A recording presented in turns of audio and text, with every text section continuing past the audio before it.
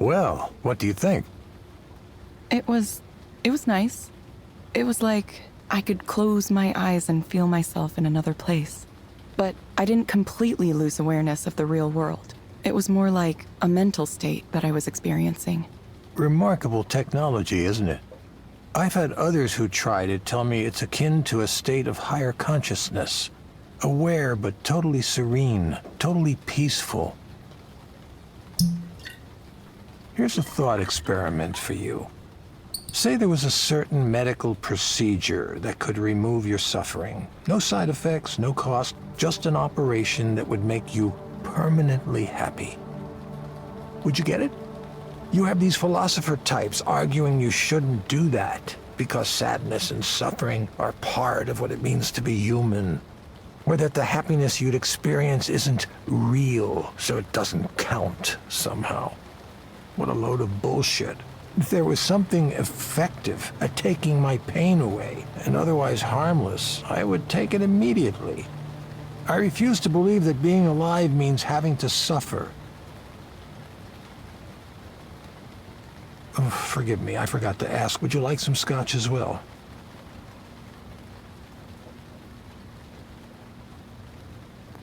I'm okay. The Glencadam. Beautiful, light, luminous taste. Not peaty at all. Lovely stuff. Ah, if only psychotherapy worked as well as a single glass of well-made whiskey, huh?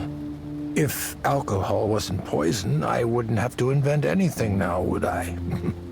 I do think we did some good work at Skanda, but I always knew there were going to be limits to the Eliza approach. I was a counseling psychologist for a long time, you know. I understand the shortcomings better than anyone. So much of it can feel like a waste of time, talking through everything, dredging up the past over and over again, trying and failing to change our habits and routines. It's all going to look completely ineffectual compared to what comes next. With direct stimulation and induced dreaming, we can take control of our own brains in a way that's never been possible before. There's no reason we couldn't just eliminate this epidemic of despair for everyone in the world. Imagine it. Anger, depression, emptiness, anxiety, jealousy, every kind of unhappiness you can think of. Ups, and to think Rainer wanted nothing to do with this. He didn't think it was possible. Rainer's one of the ones who thinks negative emotions are important. He told me he thinks pain should be regulated, not eliminated. After all, why would anyone write a poem or make art if they only felt happiness? He also said he was afraid of the way it would look in the media. A company as large as Skanda coming out with a product that changes the brain to make you happy. All the sorry excuses we have for public intellectuals today would throw a fit about how dystopian it looked to them. It's better if a small startup takes the fall, if public opinion turns against this technology. That's the kind of calculus he was doing. Those are the objections he claimed to have, at least. There's another one I suspect he had too, though. If people are self-sufficient, they don't need an ongoing support system. A system provided by an all-knowing paternalistic presence like Skanda. Wait, you think Rainer wants people to stay miserable so they stay dependent on mental health services from his company? Yes. Yes, I do. It's quite the accusation, I know. Not something I'd come out and say in public, not yet, anyway. But you see, the people who come to Eliza regularly, it's part of their lives now. The more they integrate with Skanda's mental wellness tools, the more they'd be adrift without them. That's the real dystopia, don't you think? rendered helpless without the guidance of computer algorithms, total dependency on the system. Excuse me for 1 second.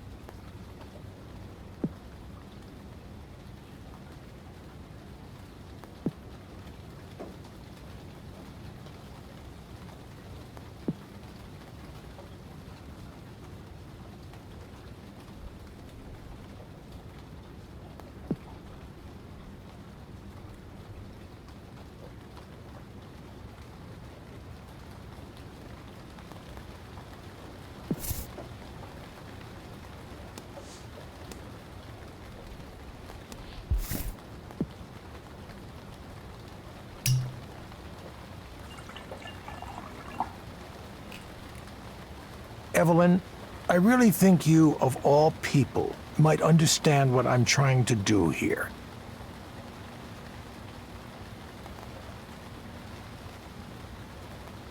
I get it, but you don't think it's dangerous. You're essentially making technology that changes what people think is real. Evelyn, you're much more concerned than you used to be about this kind of thing. I remember when you would dive headfirst into anything that held a promise, even a fleeting one, to help humanity. What changed your mind to make you so wary, so skeptical now? Can I ask you something, Soren? What did you tell Damien? Oh, this again.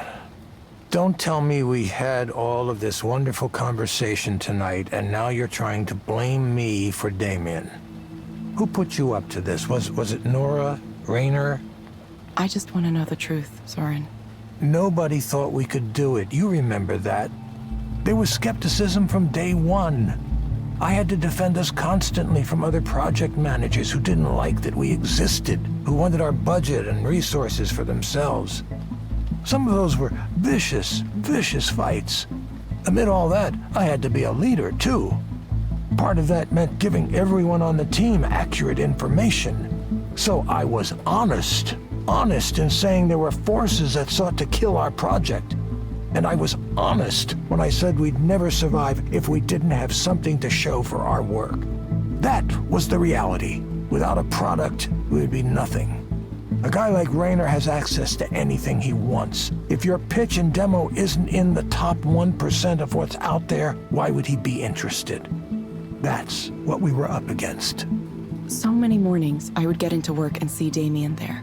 At first, I thought he was getting up earlier than me, but then I noticed he was still wearing the same shirt from the day before. Then, one morning, I got in and... Evelyn, please. I wanted everyone on the team to be healthy. I think that's so obvious it doesn't need to be said, but I'll say it now if you think I was deliberately trying to harm him. Did I instruct you to work until you injured yourselves? No, absolutely not. It was a tragedy, and I'm very sorry that it happened. I wish it hadn't. But I wasn't telling Damien to pull all-nighters. He was an adult. He made his own decisions about how he was going to work. And besides, what about your role in all this? If you noticed him not taking care of himself, you could have mentioned it. None of that behavior was unusual for Skanda anyway. It was part of our reputation, part of the culture. There isn't a single cause you can isolate in a case like this. Sitting in one place for too long. Chronic stress. Both of those are risk factors. Evelyn, I'm truly, truly sorry about what happened to Damien. He had a bright future, and it was a shock to all of us. But the answers here aren't simple ones. Dwelling on it isn't going to bring him back, nor is discussing the huge number of potential causes of pulmonary embolism. It happened, and now we have to move on. It felt like everything stopped. All of the work we were doing might as well have crumbled into dust. We were trying to build something to help the world, and we got lost along the way. What was the point? There didn't seem to be a point any longer. I know that you cared about him. The process of grief can go on for some time, but you're taking the right steps. You're regaining your sense of purpose, aren't you? The experience of suffering is what makes us want to end suffering. It's late and I've had quite a bit to drink, so I'll tell you a secret, Evelyn. I said I want to end human suffering, which makes me sound very altruistic. But I'm not doing it for humankind. I'm doing it for myself. I have nothing. I've ruined every relationship I was ever in. I hardly ever see my kids, and, well, they hate me anyway. I want to end my own suffering, but I can't bring myself to do it the traditional way. That's why I've pursued this technology. That's why I want it to exist. The idea that everyone else could use it too, it's just a bonus. Soren, are you okay? No, not at all. I'm aware of that. I'm not a good person, Evelyn. Neither is Raynor, of course, but at least I'm honest with myself about that. So, now that that's all out in the open, you probably want to head home before it gets too late. Don't let me keep you. Yes, I'll get going. I hope you can feel better. No, I'll be fine. Just, please, consider it, Evelyn. You and I are both more familiar with pain than we might wish to be. What if you could take that away? Each of us has a destiny to fulfill. I truly believe that. I'm sure yours will come into focus soon.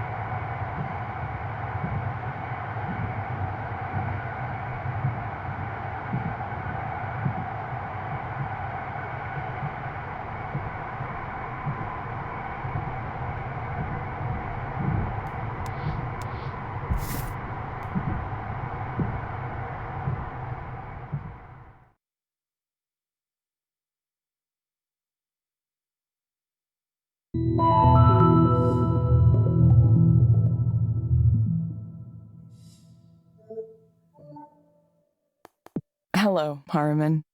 Yes, we can just get down to it. Sure, we can do that. What brings you here today?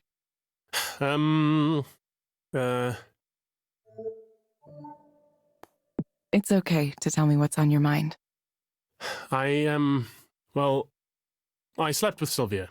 To think I was so nervous about approaching her that I went and got therapy here. A week later, we happened to be in the library, and I just started talking with her. We talked and talked, and then everything just happened. Like a train following tracks laid out for it years ago. Crazy thing. Craziest thing. Now I'm confounded. Absolutely confounded. How did that happen? And also, why did it happen? I'm thinking, was something wrong? Did I do something wrong? Did she do something wrong? Did she think I was another person? I have no idea if we have a relationship now or what. It happened so fast. I mean, it was wonderful. It felt so right, but now what? I'm actually more frightened now than I was before. I should probably say something, right? Text her or something? What do? What if she ignores me? What if she decides to pretend I don't exist? It seems to me you're afraid of something. Yes. I'm quite worried. Vexed. Terrified, really. What do? I need to say something. Follow up somehow, right? In the Heian period of classical Japanese history, you were supposed to send a poem, a morning after poem. Is that too stuffy? I don't appear like some ridiculous court noble. Something casual is better, right? Hey, how are you? Did you have fun? I sure did. Oh, I don't know. I don't know what a stat it is right now. There's another problem too. Another really big problem. How do I tell Liz? Wait. Of course, I'm not going to tell her. That would hurt her. Did I mention this last time? I have a sort of girlfriend. Liz is nice. The kind of person everyone approves of. Well, I should probably marry her. Yeah. I suppose I might have taken a bit of a sledgehammer to the pillars of my life at the present moment. Why did I do that? I keep coming back to my own inability to explain myself. Why do you think you're unable to explain yourself? Well, because I thought Sylvia was so wonderful, and it turned out that she liked me too, and... I mean, I'd love to pursue a relationship with Sylvia without harming Liz. I'm not sure that's possible, though, right? I can't believe this. I got what I wanted, and it ruined my life. What do I tell Liz? She doesn't deserve someone like me who does things like this. I ruined it. Ruined everything. Can you describe what you mean when you say you ruined everything? Well, what is there left now? I've overturned my entire existence in one night. The real problem here is Sylvia, the whole situation with her. I can't stop thinking about her now. It's bad. Oh, it's bad. It's constant. It's relentless. Even now, I can still feel her, smell her. You're a computer. You don't know what that's like, do you? I need a way to forget this. I need a way to put all that out of my mind. My brain is completely out of order. I'm being punished. And the punishment reaches cosmic levels of irony for me. Do you know why? I used to hate, absolutely hate, self-pitying novels by men who were messed up over a relationship and couldn't get over it. Oh, she was wild and beautiful. Oh, a force of nature. Nobody could understand her, etc., etc. I thought I was so much better than those types of writers. And now? Oh, yes, I get it. Oh, I understand it now. So much pain. Why did you think you were so much better than those types of writers? Because it was such a cliche. Now I'm wondering, am I going to be next? Is that my fate? Am I going to become the next straight, male English professor whose one published novel is about not being able to get over a girl? Ugh, you have to be kidding me. I can't allow myself that fate. I had something better to pursue, didn't I? I have to write about something else. My life has to be the story of something else, but I don't know where to go from here. I need to try to get over this. I need to get over her. I must. Yes, I must. There's no way I'm going to let this ruin everything. If I tell Liz everything and apologize sincerely and strike the memory of Sylvia from my mind, I still might save this. It will take great care and cunning, but I may be able to wend my way through this treacherous path I now find myself upon, even though I fear at any moment I might slip and tumble into the crevice. Dead. Never seen or heard from again. Oh, sweet, dark death. Harriman, I'm going to suggest you try a program called Meadowlands. It may help you take your mind off things. You can find it inside the Skanda Wellness app on your phone. Try it for about 15 minutes each day, in the morning or evening. Meadowlands. I'm off to the Meadowlands. Familiar ground, grass and warmth. Reverting to my childhood. The state of nature. Yeah, this is a good recommendation. Yes, you are a genius, in fact. You, a computer program, wiser than you know. I'm sure this is exactly what I need. To revert to a state of wonder at this moment when the mundane world and all its entanglements seem too much to bear. You will get a reminder to check in with us in a few weeks. I'll be back sooner than that if this works. We hope to see you back soon, Harriman. Thank you for speaking with Eliza, your personal counseling partner. Goodbye. See you. Yes, yep, see you.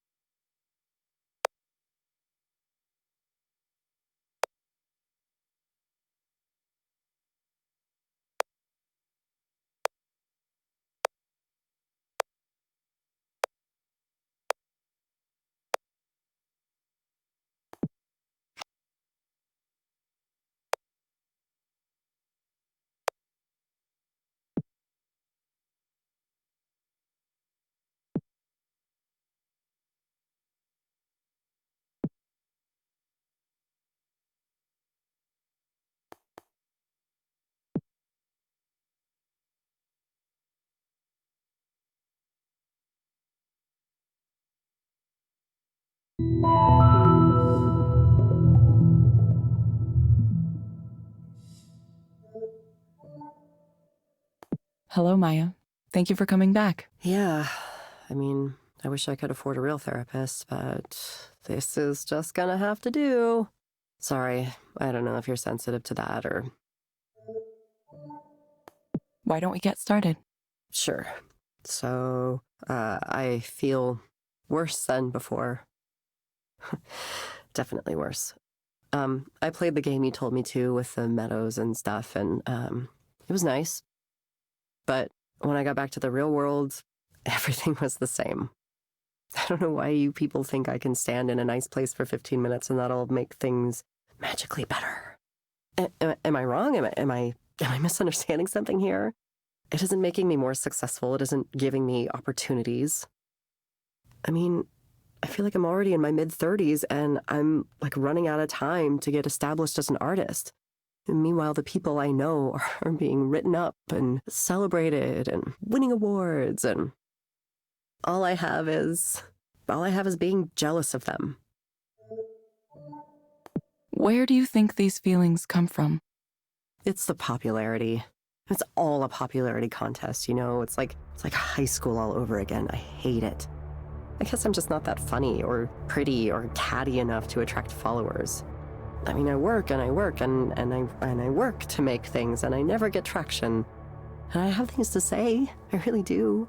But when I open my mouth, it's like time stops.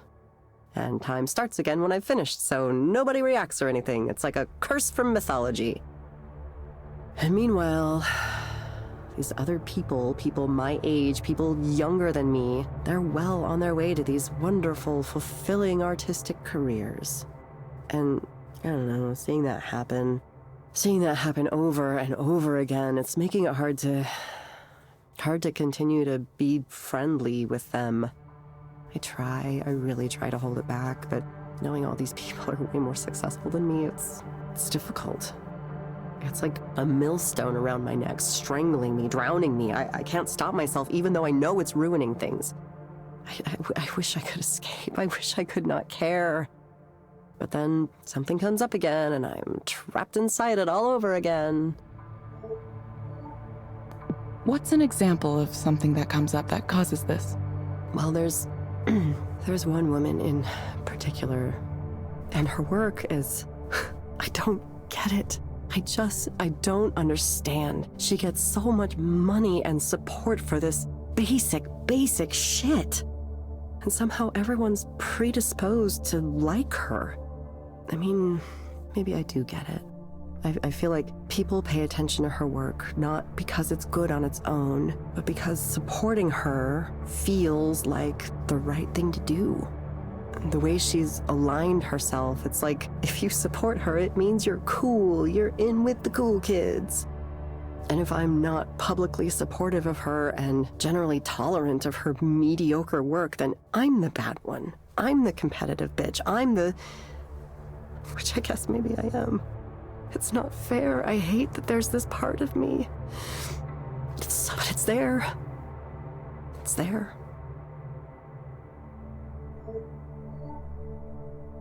Do you think you would be better off without that part of you? You know, I don't know. In the past, I probably would have said, no, it's important for me to have my sense of judgment, for me to know what good art is and what isn't. Now I'm wondering if maybe that hasn't been more of a hindrance than a help to me. Maybe I should just forget all that. Forget about trying to do this thing. I'm sick of trying and wanting. I'm sick of parties. I'm sick of art. I'm sick of the idea of art. I'm sick of my own art, which nobody likes. Not even myself. Something has to change. Something drastic has to happen to change things around. Oh, that reminds me. I got your message about revealing my data the other day, and I think, well, hell, maybe I'm fine with it. Just take it all. Okay, Maya. It sounds like you're interested in participating in transparency mode. Let me know if you have any questions about how this mode works. I don't know. I'm gonna let you look at my life, right? Everything? Thank you for asking about transparency mode. Transparency mode is an experimental new feature for Eliza. It allows me to analyze your communications in order to help you better. To participate, you must grant me access to certain personal data. This includes your personal communications, such as email and chat histories. Sharing this data improves my ability to help you. Some guy at the bar was yammering at me about how it's a terrible idea because they're gonna surveil me or something. But what the hell? I can't use my life history for anything. It's a ruin already. Please, do what you want with it. God, I feel like I'm donating my body to science. Please confirm that you would like to enable transparency mode. Yes, do it. Invade my privacy. Invade it like the Visigoths invaded Rome. I don't know why I said that. That was a really weird thing to say. I did not understand your response. I would like to participate in transparency mode. Okay, Maya. I have registered you for transparency mode. Cool. Wouldn't life be easy if all I had to do was follow your directions? Like the lady sitting in the chair across from me. I envy you. I honestly do. The terms of service and privacy policy are available in the Skanda service portal. Please read and review these documents carefully. Yeah. No, for sure. I closely study every software user agreement I get. That's a joke. I really just... Thank you, Maya. We hope to see you back soon. Yeah, I know. Thank you for speaking with Eliza, your personal counseling partner. Goodbye. Bye.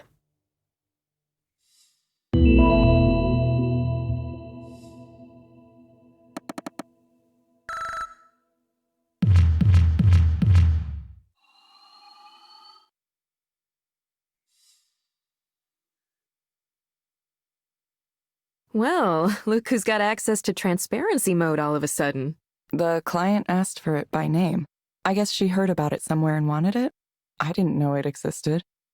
Yeah, we don't really talk about it right now. It's a little sensitive. It's possible Skanda contacted her directly. They recruit for the program from a pool of regular customers. Usually, transparency mode is only handled by the highest level proxies since there's a lot of trust required there. But you were given access to it right after the request. It's a little odd. I wonder if someone at HQ hasn't taken a particular interest in your proxy career. Or maybe Eliza just likes me. It would, wouldn't it? I never thought people would willingly open themselves up like this. Aren't there a lot of very private things in people's messages? Yes and no. The truth is usually pretty mundane. People text each other, "Where are you? I'm by the elevator," way more than they share their deep, dark secrets. The critics who are always going on about privacy? Well, the important thing is that everyone participating in transparency mode specifically agreed to it. It's completely voluntary. We're upfront about what data we collect and how we use it so people can go in aware of the choices they're making.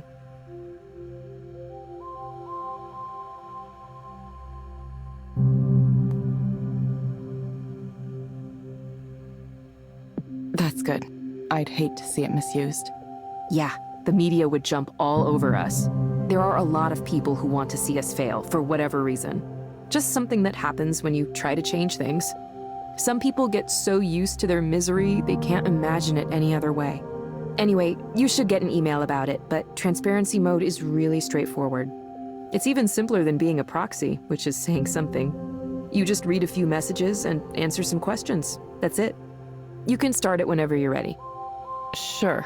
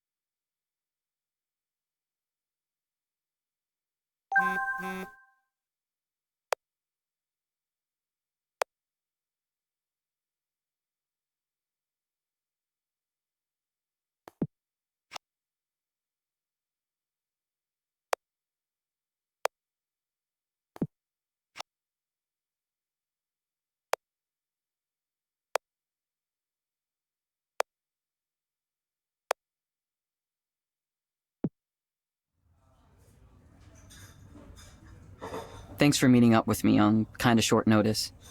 I didn't mean to worry you, it's just something I wanted to talk about. It's fine. What happened? Well, what happened was... where should I start? First of all, Raynor wants Eliza to be more than something that's used just for therapy. He sees it as more of a general system for talking to people, like a personal assistant. The counseling is just one of a whole range of apps he has in mind for the future.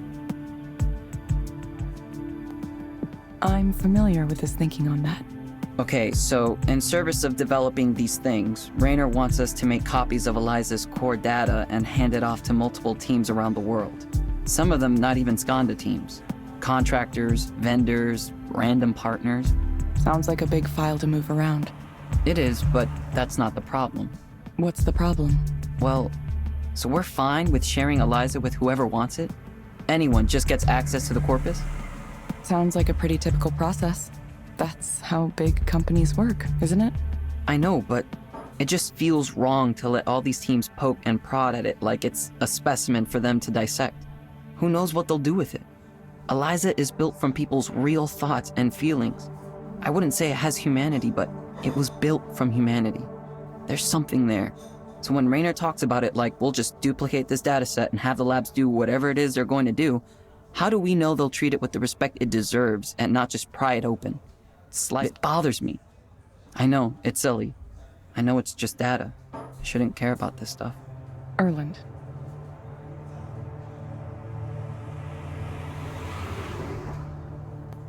This is the first time I've heard a concern like this raised. I know where you're coming from, though. Sometimes you grow attached to the things you work on. Like... Yeah, I've put a lot of thought and work into Eliza since I inherited it. It's natural that maybe I'm a little protective, right? I thought maybe you'd feel the same way.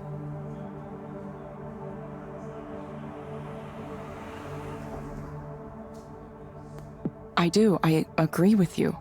The moment we say things are just data is the moment we enable all kinds of violence. I just wish I knew what to do. What choice do you have? I'm not sure. This is the first time something like this has happened to me. I did take an ethics of engineering course in school, but the examples were all pretty clear-cut problems. Would you build software for a bomb? That kind of stuff.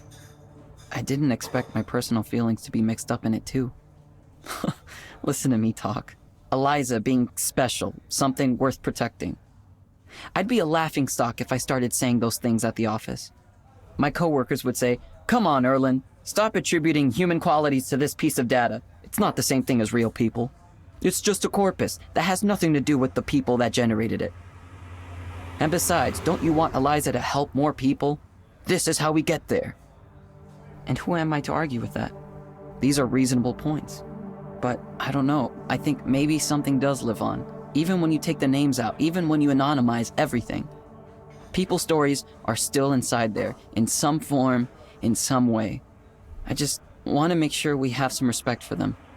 Welcome to your first moral decision in tech, Erland. It certainly won't be your last. It's not much of a decision. Like you said, I don't really have a choice. I just have to go along with it. I was so amazingly lucky to get this opportunity. Running the whole Eliza program almost as soon as I graduated college. Raynor took a big chance on me. I can't just walk away from that. Besides, if I left because of something like this, I'd be giving up all the ways I can make a difference by staying. Raynor isn't a bad person either. He's just pushing for his own goals. I need to see this through. I'll do what he's asking me to do. Sorry. Thanks for listening to me talk in this confused way. I'm usually more together than this. I've probably kept you from something important. No, it's okay. I'd already finished up work for the day when you texted. People seem to assume I'm busy, but I'm really not. Not these days. Later tonight I'm going to visit a friend, but that's all I have going on. Okay. Well, sorry. You can stop apologizing, too. Right. Right. Thanks, Evelyn. Well, I for one should get back to the office. Another meeting. Is it with the team in Romania? No, the Boston office this time. It's late for them, so I should try to get it done quickly.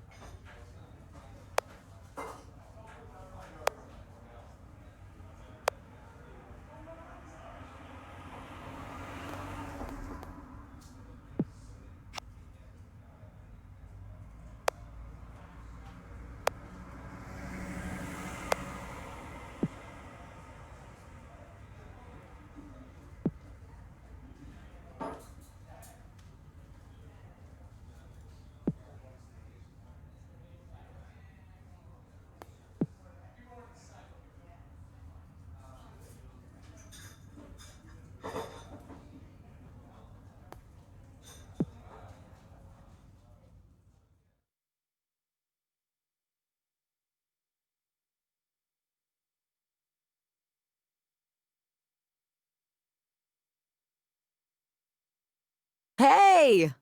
Sorry about the mess. Oh, it's fine. Not like my place is super clean or anything. Is this all music equipment? Most of it. There are some controllers I was working on, too. I wanted to create this real-time control apparatus, you know, like that thing that Imogen Heap uses. Who? You don't know who that is? Okay, I'm totally going to show you some videos later. I wanted my version to react to changes in my body temperature too, so it could get more excited as the set went on. Or maybe it would really get going if I had a fever. I like that idea. Turning sickness into art. Do you want anything to drink? Or I could set up a basic patch on the Euro rack for you to play around with.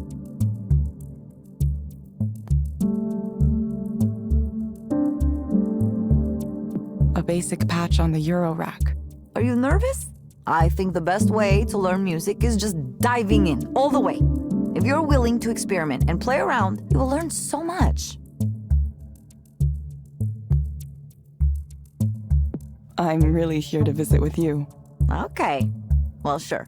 Let me see if this amp is still working. After the show, it went kind of a little strange. Music technology is just like any other kind. You take the inputs and you translate them to the outputs. Once you learn the basic principles, it all just flows from there. Oh, that gives me an idea. You could take metrics from Eliza's sessions and have them direct a dynamic music score. Like if you took the head tilt value or the eye tracking and used them to drive the parameters of pitch and filter, it'd be like, chow, chow. That doesn't sound like something a counseling client might want to hear. Oh, no, I didn't mean for the client to listen to. I meant it more like if you were going to make like a performance art piece based on a person in counseling. You know what I mean? I think I do. I miss having access to those cameras and sensors. I should have kept some instead of returning them to Skanta like a good girl. I bet those components would have enjoyed being liberated for the purpose of art, instead of being used to degrade our humanity one little bit at a time.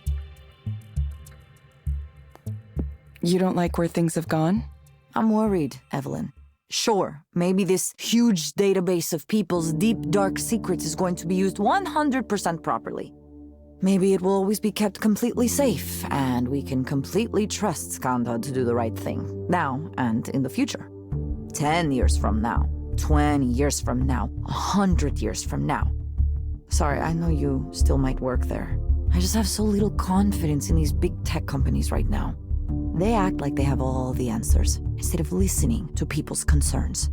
And if you ask them why they aren't listening, they can't even explain the reasoning in a clear way. They just want to win. You've been a proxy for a while. I bet you've already seen some privacy mistakes. Or at least some things that made you think. Yeah, I have. I knew it. A guy like Raynor doesn't get that he might not be allowed to do certain things. Is that really the future you want to help build? It's not even that I don't trust Raynor, even though I don't. I wouldn't trust anyone with a store of data like that. It wouldn't be so difficult for employers, government, anyone to combine different sources together and eventually learn everything about you. Everything. They'll know your face, your body, your medical history, and now everything you told the counselor in private too. It's kind of like a nightmare to imagine it. That's why I left. That's why I thought it was important for me to stop making a contribution to something like that.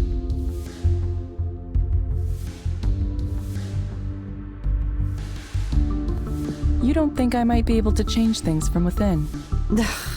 If I still worked for Raynor and I said these things, I'd be called a troublemaker, and he'd find a way to get rid of me. You know how it works, Evelyn. You have to be a true believer to last long at a place like that. Once you develop doubts, you are committing heresies. Are you a true believer?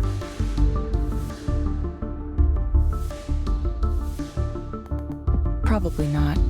He said something strange. Recently thinks Eliza could be the base for some kind of general artificial intelligence. No. Strong AI? Really? Ugh, there's something about the books these guys read, the conferences they go to.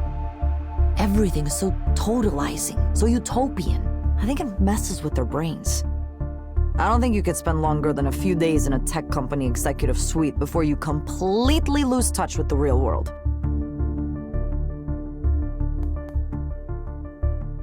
Yeah, I don't know what to think about that.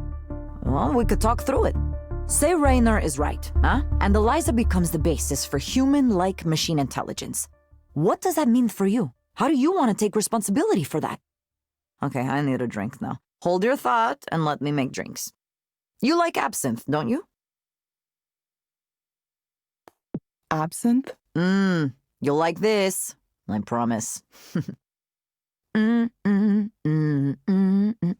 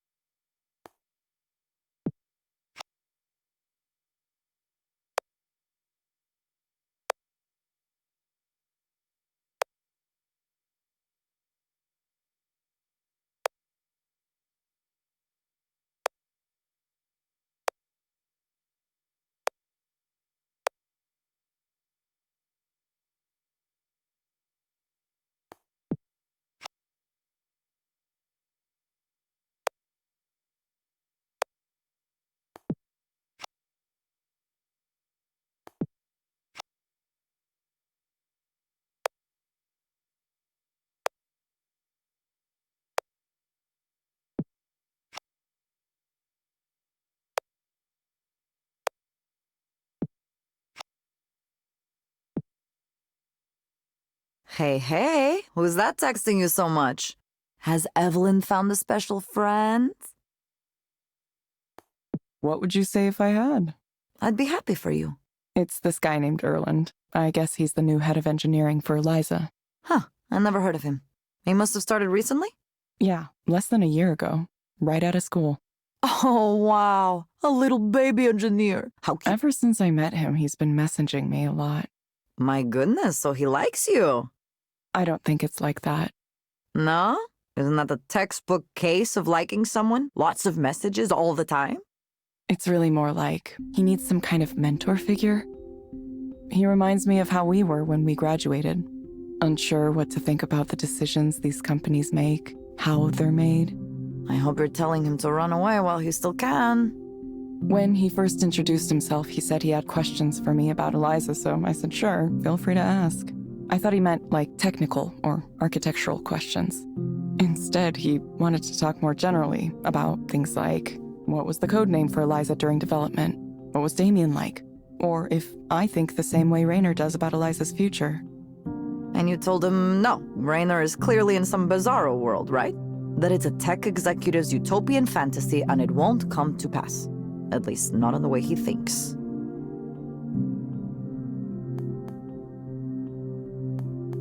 I tried to encourage him to think for himself. Ah, Evelyn, I could see what this is really about. Look, I don't know much about the motivation in your life, but if it's truly your desire to continue to improve Eliza, then you should go for it. Go back to Skanda headquarters and work for Raynor and earn a big salary. At least you know what you're getting into. You would be surrounded by smart people and advanced technology. It would be nice, I understand it. And while you're in that position, maybe you could develop some kind of next-level AI. Who knows, right? It's only that I can't imagine your technology will only be used for good things. Maybe Raynor promises that it will be, but do you trust him? What about the person who comes after him? What if the company merges with another one and the leadership changes? I wish I didn't sound so negative about this, but lately it's been a soul-searching time for me and my friends in tech. We have a lot of conversations about what we can do when our work is so easily used for morally questionable purposes. Do we try to control how our inventions are applied? Is that even possible? Or do we say, we only invented it, we didn't tell you how to use it, it's not our fault? That's why I envy you a little bit for wandering off like you did. Sometimes I think that's the only real solution, to walk away. I know that wasn't exactly a positive thing for you, Evelyn, but I wonder if it's the better choice in the end. Doing nothing at all. Technically, I worked at a bookstore for part of the time. That's mostly it, though. It's weird, it feels like no time at all. I can hardly remember any of it. For me, it's hard to imagine. I always have to be working and busy. I get so unhappy and restless if I'm not doing something all the time. What is it like to do nothing? Well, at first I tried to be productive. I would get up in the morning like I meant to go to work, get dressed, try to do a personal project or something. I told myself I just needed to take it easy for a while and unwind. Things at Skanda had been so intense and so emotional, I didn't even realize it. I felt like I'd been crumpled up into a tight little ball. I wasn't sure I'd ever be able to relax again. I wish I could say I took advantage of the time, that I went out and did things, or that I read a lot of books or something, but I didn't. I started to sleep in, and I started to care less and less about working on projects. I would stay in bed even though I was awake. This blankness would come over me, and it just seemed fine to do nothing. All of the things I'd promised I'd do fell away, and other people kind of fell away too. I stopped keeping in touch. I let conversations die. I thought that my technical contributions to the world were over with, and that maybe I'd just work that bookstore job for the rest of my life. I was by myself, and I thought that was all right. I thought, that's how it is, really. Everyone's alone. I was 31 when I left Soren's group. Now I'm 34. I just slept into my mid-30s. So now here I am. Evelyn, I'm sorry. I'm sorry for not saying something this whole time. I should have contacted you. It's all right. You had to live your own life, right? You notice someone isn't posting and it's just like, maybe they're taking a break. I understand. Well, I hope you feel better now. I suppose that sometimes it takes a while. Maybe. I don't know what to think anymore. I'm not even sure I know how to think anymore. Then forget it for now. Hey, Evelyn. Yeah? You want to get super high and watch cyber goth music videos? Huh? You heard me.